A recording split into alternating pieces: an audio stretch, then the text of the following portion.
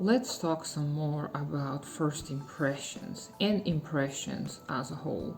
So I've already made a video about the halo effect, which may lead you to develop an unnecessary bias towards somebody because you like them. So you may perceive the information that they present you with more trust.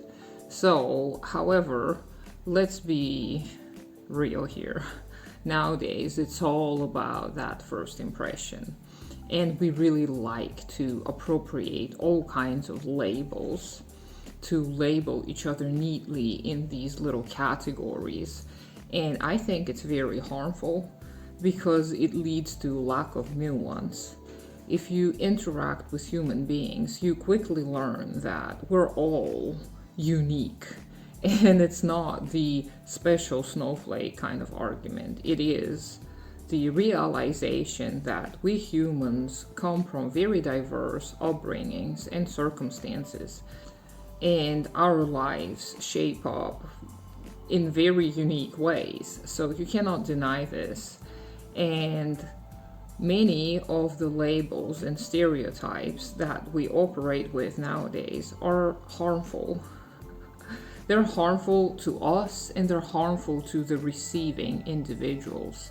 So the whole thing about not judging a book by its cover, even though it may sound terribly boring, but there is good evidence that points to the fact that we shouldn't be jumping into conclusions about other people, their circumstances, and that goes hand in hand with things like poor shaming, things like victim blaming, and all of these things I have already mentioned here on my channel.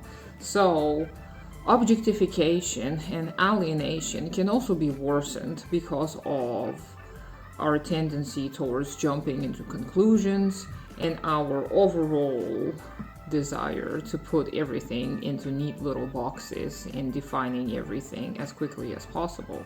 So I suggest we take our time to analyze not only people but events as well.